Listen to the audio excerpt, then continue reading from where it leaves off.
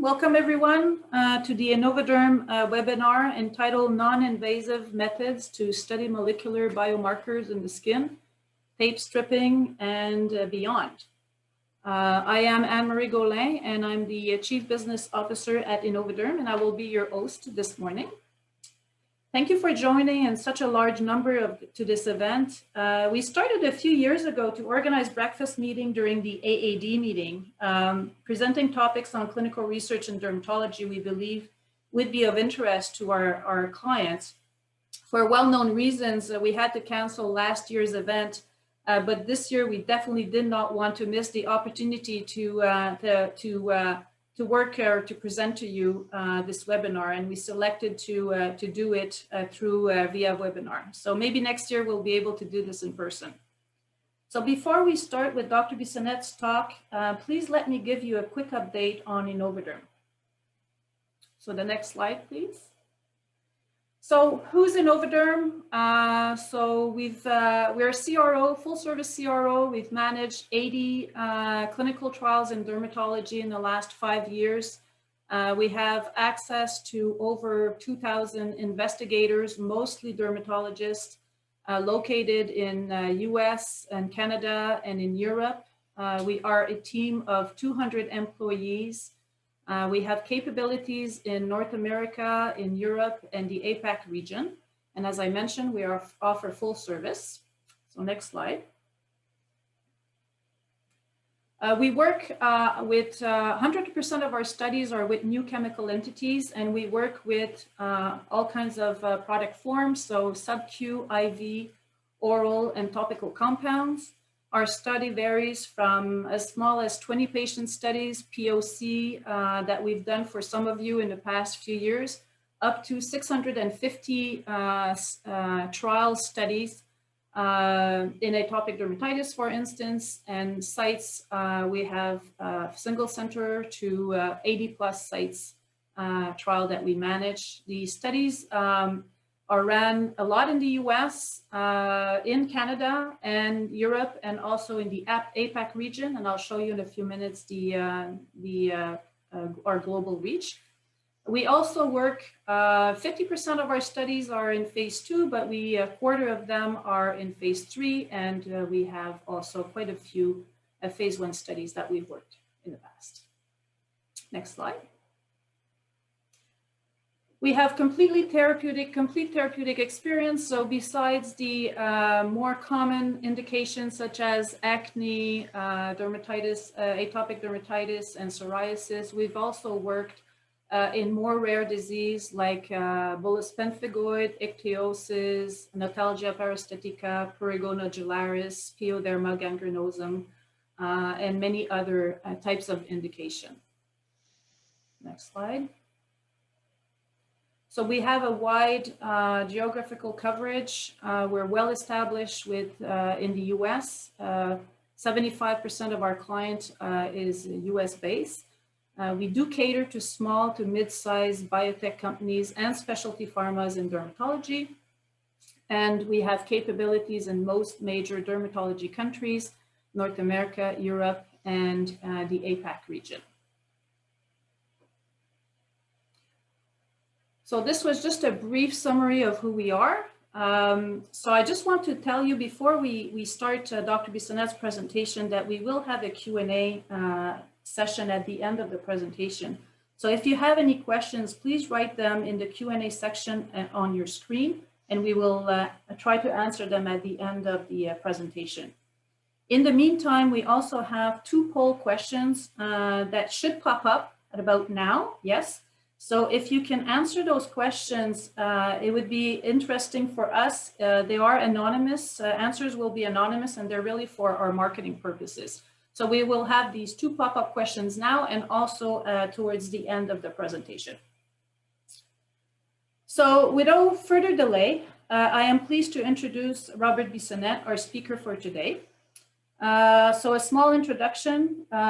Dr. Bissonnette is a board certified in dermatology and is the president and founder of Innovaderm Research.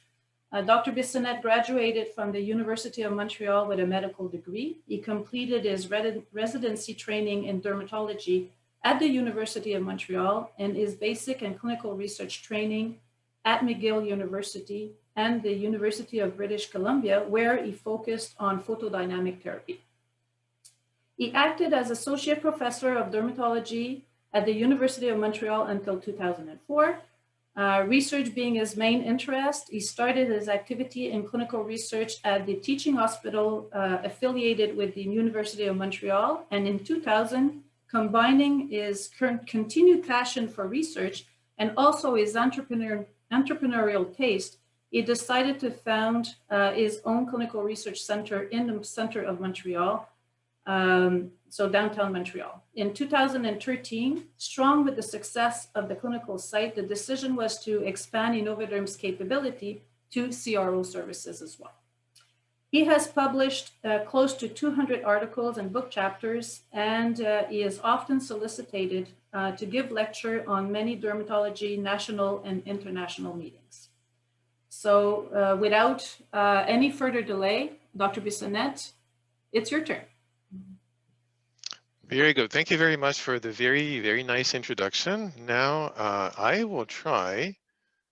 Yes, it works. Yeah, it didn't work before. I don't know why. When I got the poll, I couldn't use the presentation mode, but at least now I can do it. So I'm maybe not an expert in PowerPoint, but I know a few things about using biomarkers in clinical research.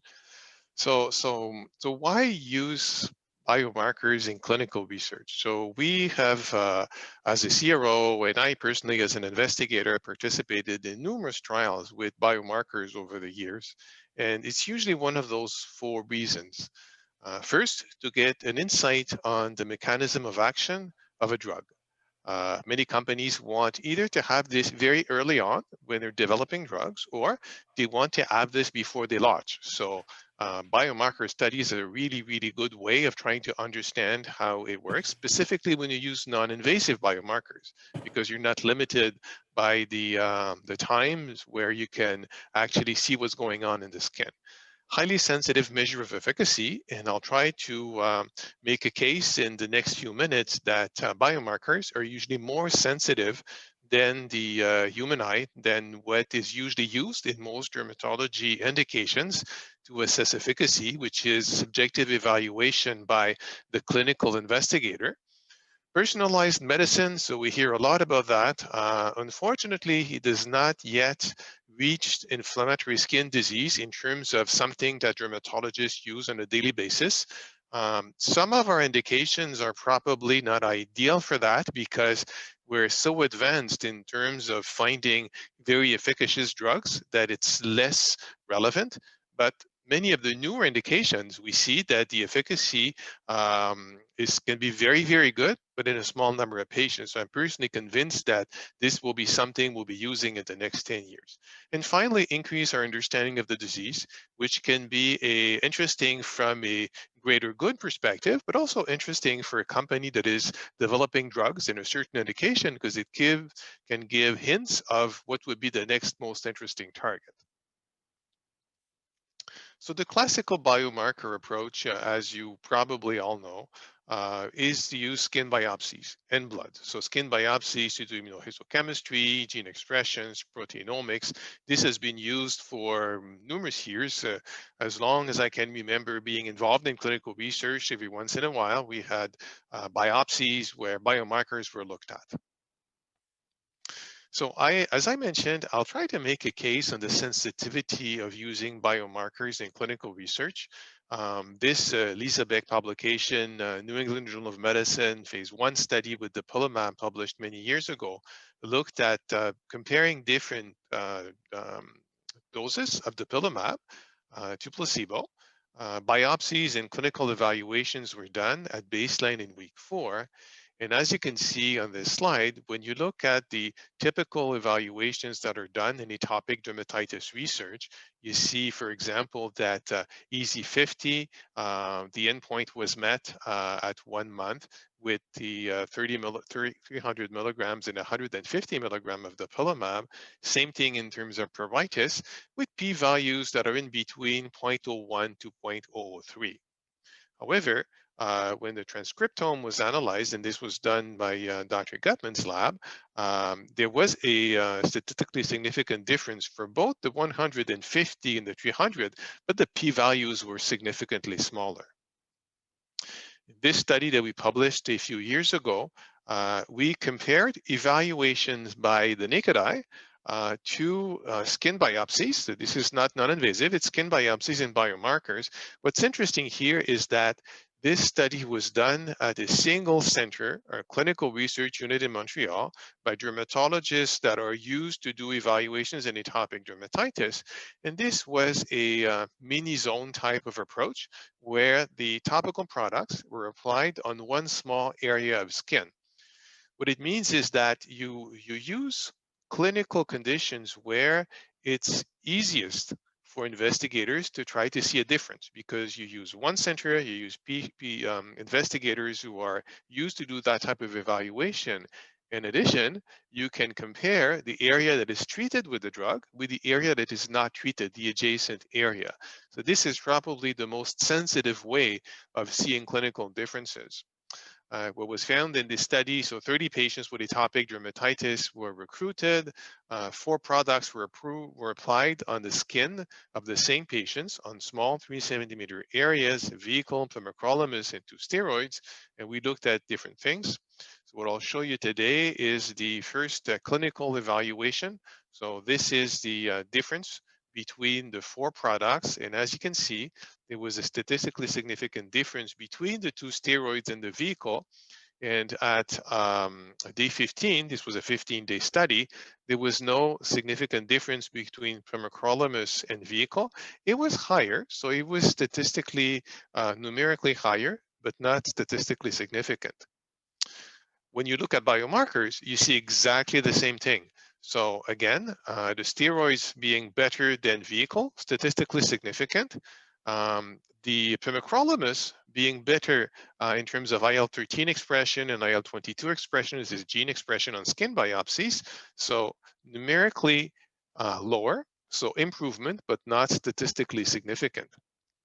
And you can see here what happens when you look at various markers with the 4 different products. So using conditions that are ideal in terms of detecting efficacy with the human eye, we can see that it's about equivalent to biomarkers. And I've seen in the past, I would say 5 years, several instances, many of them unpublished, where the biomarkers were more sensitive than the clinical evaluations.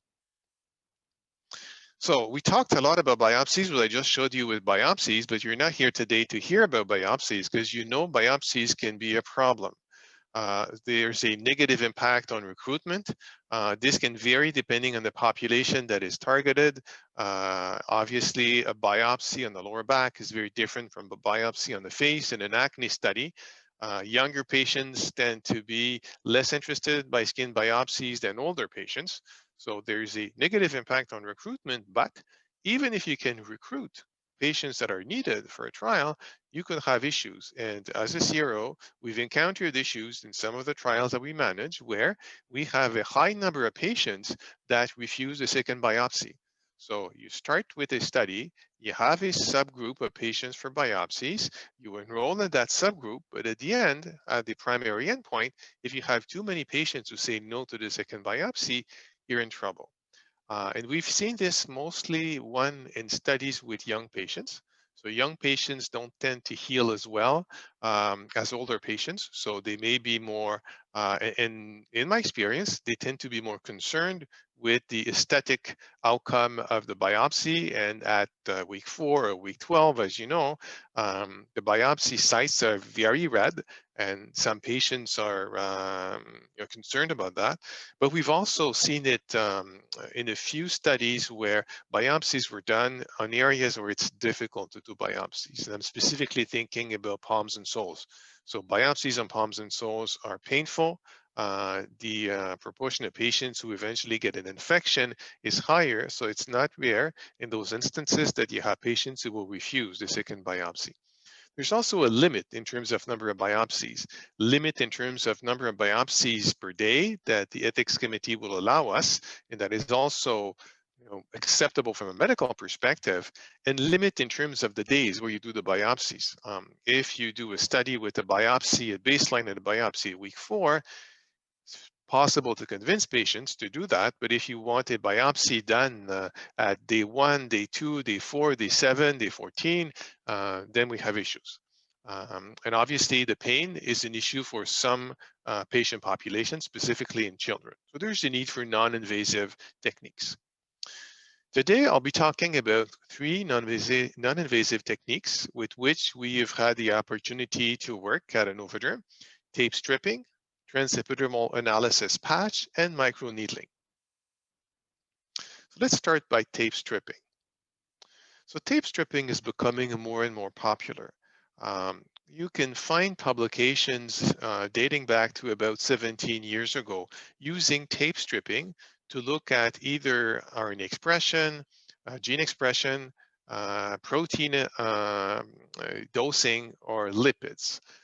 There are various techniques that have been used, different tapes, differences in application times, number of tapes, pressure, extraction methods. So you need to be careful when we talk about tape stripping, as opposed to the other 2 techniques that I'll be talking about. This is not one single technique.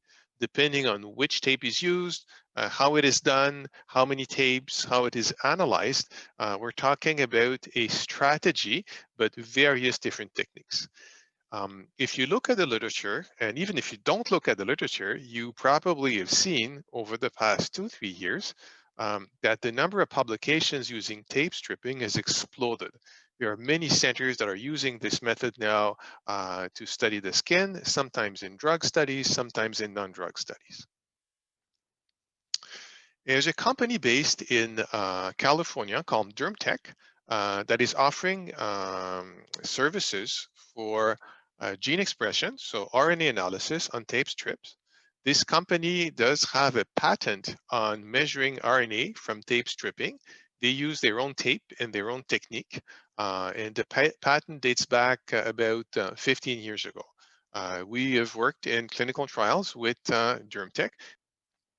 This is from a study that was done by DermTech and Dr. Gerald Kruger.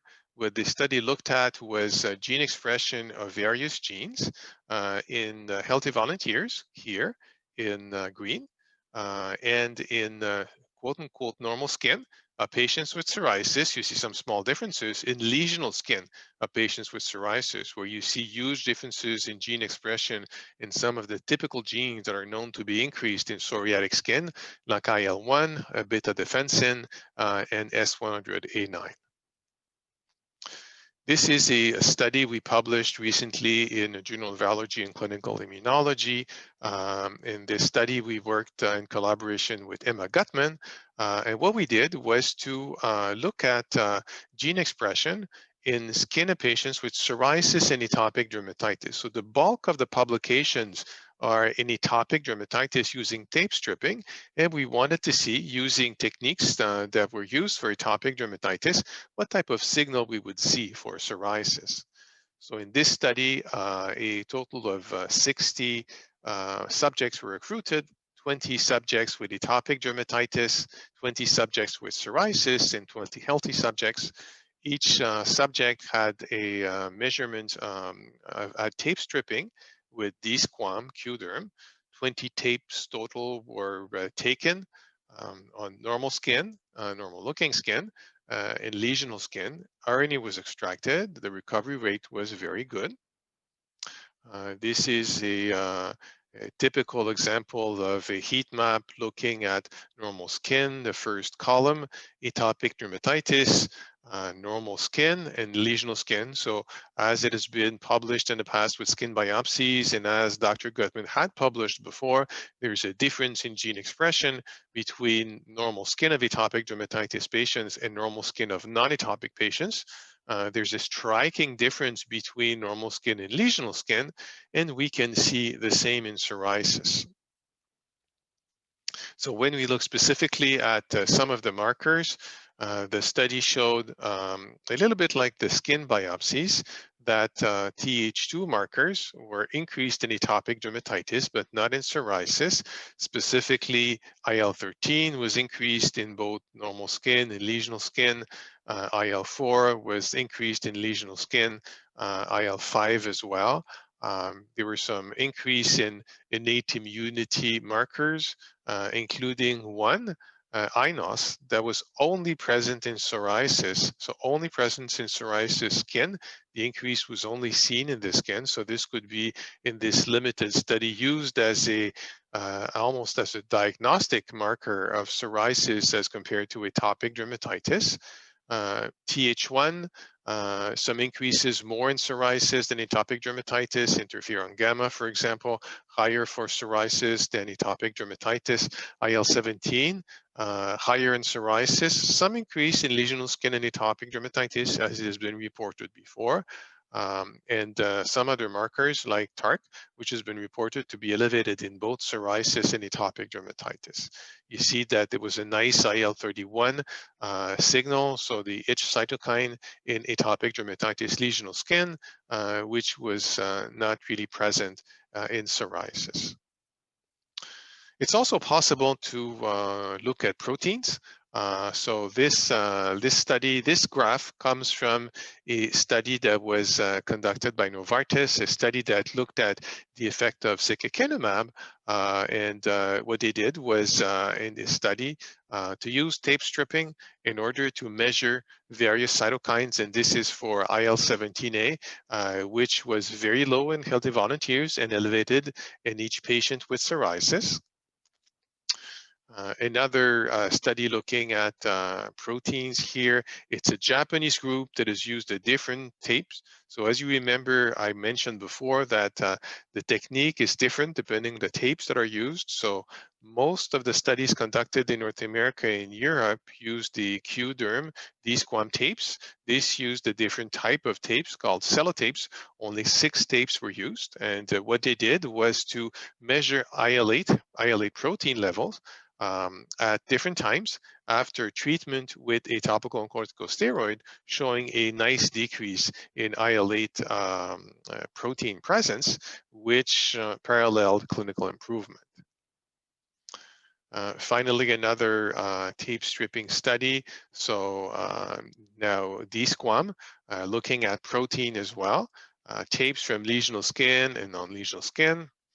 What they did and we're interested in is what happens in terms of protein content if you go deeper. So if you take the tape strips, and you look at proteins, what happens if you go deeper? And what this study showed was for these authors, both lesional skin, non-lesional skin, and healthy control, you get more protein per tape when you start at the stratum corneum, and this goes down by the time you enter lower levels of the epidermis. However, when they looked at 3 chemokines, specifically TARC, CXCL8, and TSCLP, the levels were fairly flat, suggesting that you can measure levels of those chemokines even in the superficial layers of the epidermis.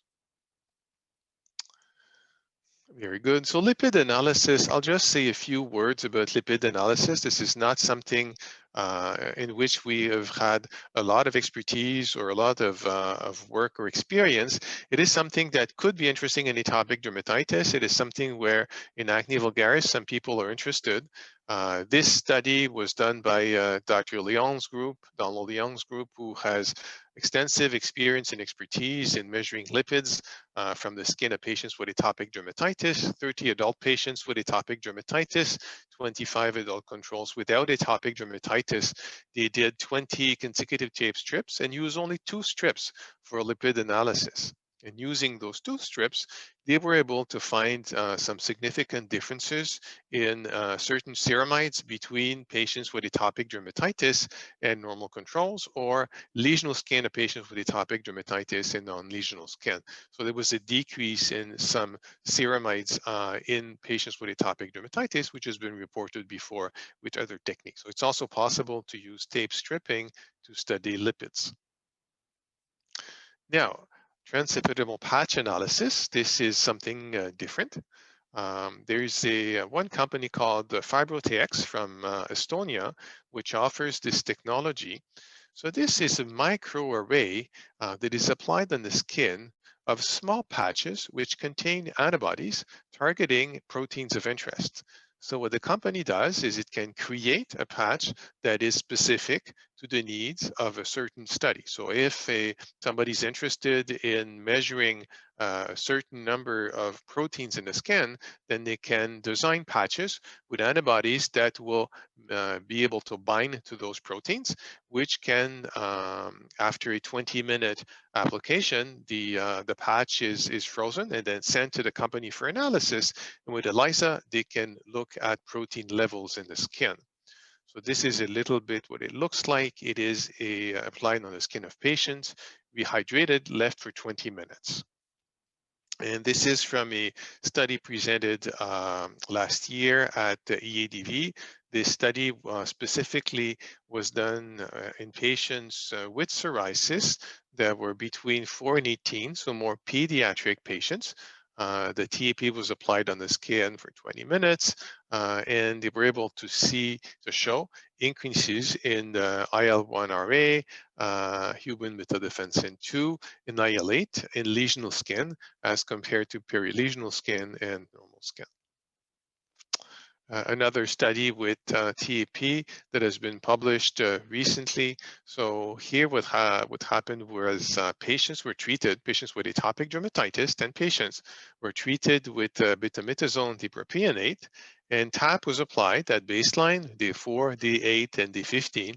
And this illustrates one of the advantages, as I mentioned, of those non-invasive approaches where with tape stripping or TAP or other techniques, you can do several analyses within a period of 1 week. So these squam tape were also done. So this is an interesting study because it was a combination of TAP and DSQUAM for tape stripping. So what they've shown is that in lesional skin, patients with atopic dermatitis, there was an increase in several of the known cytokines or chemokines that are increased in atopic dermatitis, including a sharp increase in TARC, CCL17, and increases in other cytokines like IL-18. Also, according to time, so what I just showed you was baseline.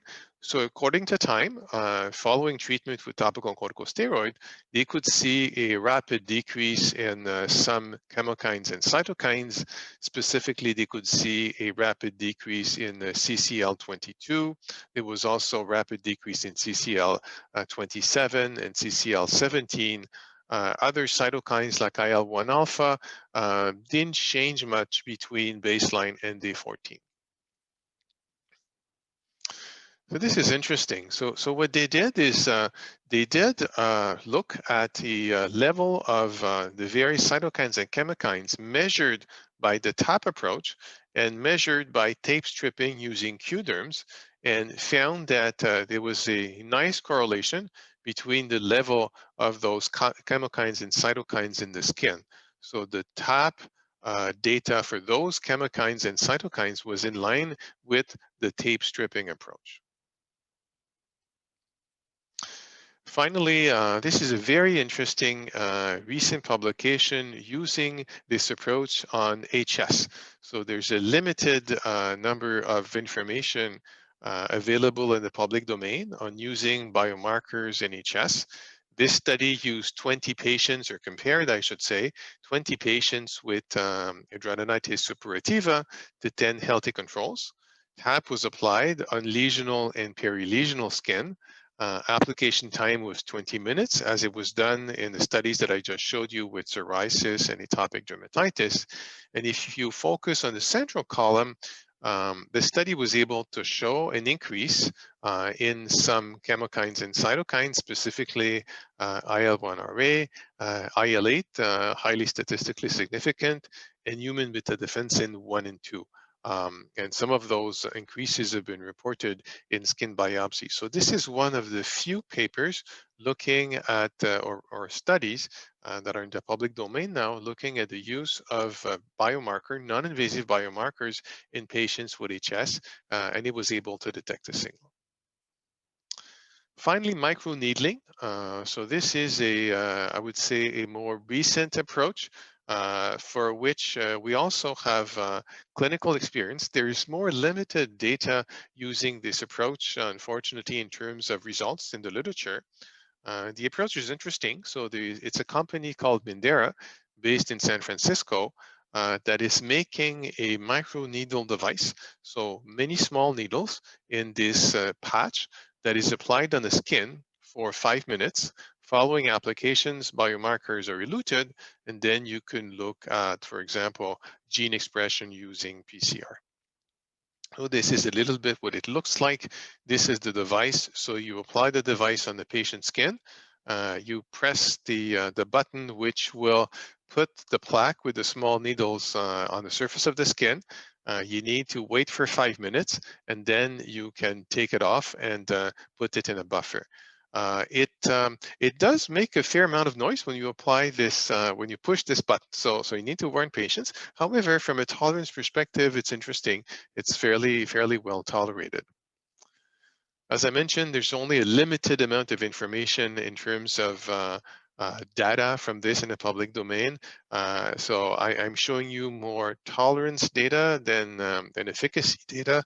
So what this study looked at, presented a few years ago at SID, was to look at the erythema score at baseline after 5 minutes, after an hour, and then 2 days after you apply the device. So you can see that a few minutes, so when you remove the device, you can see some redness at the site where the microneedles enter the skin, but after an hour, it's barely visible. So in terms of scarring, this is absent because it's really microneedling and not a surgical approach. So in conclusions, I think I convinced you, and I know that I would like to show you more data, but a lot of it is not in the public domain, that biomarkers are more sensitive than visual assessments to detect efficacy in clinical trials that are done with drugs. Tape stripping is a simple, non-invasive method to study gene expression, proteins, and lipids in human skin that is more and more used in clinical trials nowadays. Transepidermal patch analysis has shown differences in cytokine and chemokines in the skin of patients with atopic dermatitis, psoriasis, but very interestingly, HS recently. And we're starting to see more of this method applied in various studies. Thank you very much. Thank you. Thank you very much, Dr. Bissonnette. It was very interesting. We do have some time for questions, and we already have some questions lined up. So I will go through them, but please remember that we have 2 more poll questions for you to answer while we're answering these, going through these questions. So please don't hesitate to answer them. As I said, they are answers will be anonymous. So we do have one question for you, Dr. Bissonnette. So very nice talk. Thank you very much. Can you make some comments about the regulatory view of these biomarkers and their acceptance over more traditional endpoints, such as signs and symptoms? That's a very good question. So I'm not an expert in regulatory studies. However, I know and see that more and more sponsors are adding those biomarkers in phase 3 studies so that if something interesting is seen, there's a possibility of making a claim to regulatory authorities. Now, which regulatory authorities will allow which claim, this I can't comment on. Thank you. We have another question from the audience. Can we use the tape stripping or transepidermal patch analysis method for other skin conditions? And is there any limitation? Very good question. So the answer is definitely it can be used. However, there's a limited number of data in many conditions. So there are currently studies underway with many skin diseases for which there's no data available and for which we will have data available soon. It was thought, I would say, a few years ago that this was a technique that was mostly good for diseases of the epidermis, specifically like atopic dermatitis, where there was very little scaling. Because one thing I didn't mention is that for most, for the TAP, for example, the TAP studies and the microneedling, there's very little or no skin preparation done. So scales are not physically removed or treated with salicylic acid or urea. It's really no preparation and then you do it. And what we see is that from a gene expression perspective, we often get a signal that is suggestive of activity in the lower epidermis and upper dermis.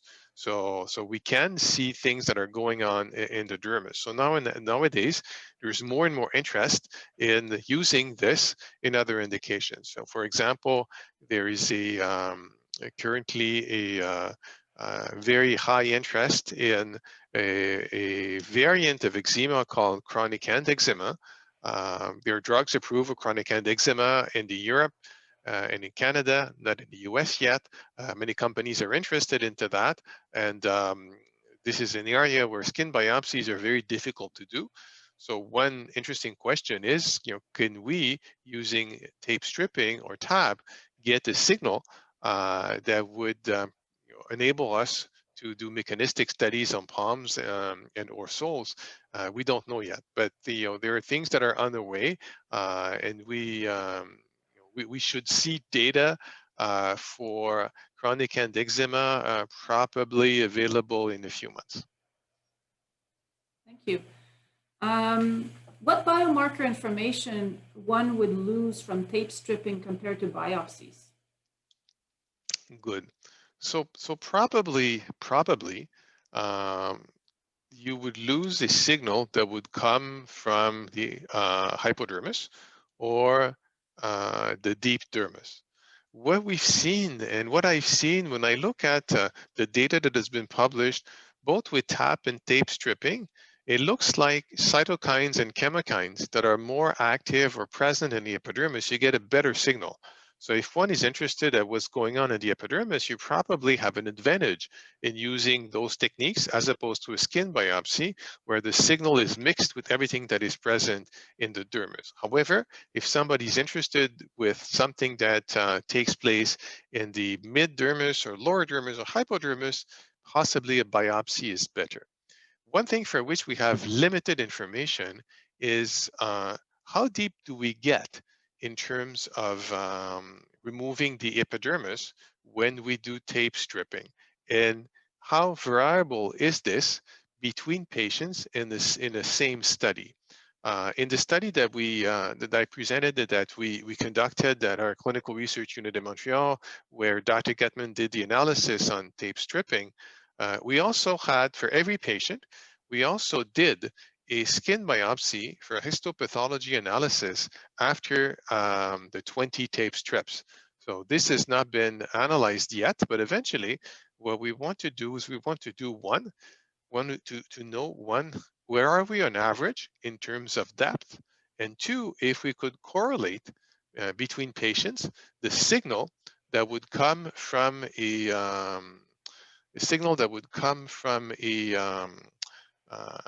patient where the tape stripping was done deeper versus a patient where it was more superficial. I can tell you that from a clinical perspective, when we use tape stripping in a disease like atopic dermatitis, sometimes we can be fairly deep. Sometimes we can be up to a level where we see a little bit of blood after tape stripping. So I think that we can reach in some areas, we can reach the upper dermis with this technique. Very good, thank you. Another question, which is a little different, interesting. Do you foresee any difficulties with the collection and processing of tape strips or TAP as part of multi-center clinical trials in terms of reproducibility? In your experience, what's the number of these samples, tape strips or tap, patients are happy to donate over the course of a study compared to skin biopsies? Good. So the second question, the second part of the question is probably the easiest one. Yes. So the advantage of this is that it's a non-invasive technique. So it's not really a painful technique and doesn't leave scar. So what it takes or requires from patient is time. If you apply one tap and you wait for 20 minutes versus if you apply multiple taps and are waiting for 20 minutes and then you apply them every 5 minutes, or if you decide to do tape stripping in 10 different areas, that takes more time. So it takes time from patients. Usually in clinical studies, specifically if it's an early proof of concept trial, or if it's a study where you have only a group of centers that are participating, if you pay participants well for the time they require to stay at the site for the studies, it's usually fine in terms of participation. My experience has been with biopsies, it's a little more difficult, but with those non-invasive measures, it's usually fine. So I would say that in terms of limit, um, if you pay volunteers for their time, because it's non-invasive, we can have a fair number of those. What was the first question? First part of the question? Let me just pull it up again. Just sorry, 1 second. It's not there anymore. Hold on. It disappeared from my Yeah, screen. no. I remember now. It's the so variability and Yeah, so the answer is reproducibility. yes. So I would like to tell you that there's no issue, but unfortunately, um, with each type of biomarker study that we've done, there are always issues because these are not things that you can just put in the mail and then send and it's received 6 months later or 1 month later or 1 week later. Most of those samples, they need to be put in a certain buffer, kept frozen. There's a cold chain issue. So yes, there are issues. So as a CRO, what we usually do is we know which centers are good in terms of not only performing and convincing patients or finding patients who can say yes to this, but also centers that are good in making sure that everything is packaged well, it's sent well, and it's well received. So that's one thing. Um, there are things, some of those techniques are more operator dependent than others. Tape stripping, for example, could depend on the pressure. So some of the studies, there's a device that is sold with a Q-derm tape where you can apply constant pressure. So that's one way of trying to standardize across sites. So if you send the device to sites, you'll have fewer issues, in my opinion, in terms of pressure influence, even though this has not really been studied. With TAP, it's a little different because you just apply it and you hydrate it. So, and the micro needling as well, it's more standardized. But in terms of tape stripping and pressure, there could be differences. So the answer is you will lose some. If you do a multi-center study, you will lose some. So we need to make sure that we have enough centers to participate so that you don't lose too much. And ideally, we should use centers that are used to do those techniques and that like to do those techniques and participate well. Usually centers where people are either the coordinator or somebody is really interested. It's like when you do the biopsy studies, like embedding for OCT is extremely important. Some sites, it's always all over the place. In others, it's always embedded very well. There's some people that are detail oriented that like to do this.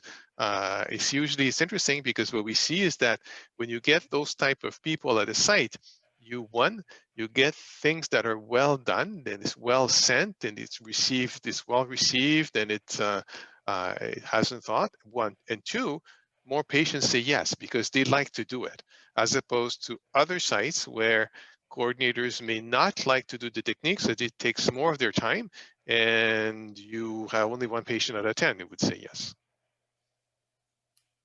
Thank you. So we have many other questions, but we will review one more. And I just want to make sure that to tell everybody that has questions, have asked questions that we didn't answer this morning, that we will answer at a later time for you. So please don't worry, we will get to your questions, but we can't cover them all this morning. So one last one.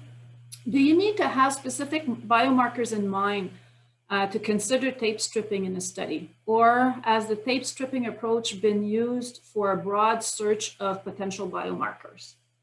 So the answer is two. So the advantage of tape stripping, specifically if you look at gene expression, is that you can theoretically, using RNA-seq, look at hundreds of genes.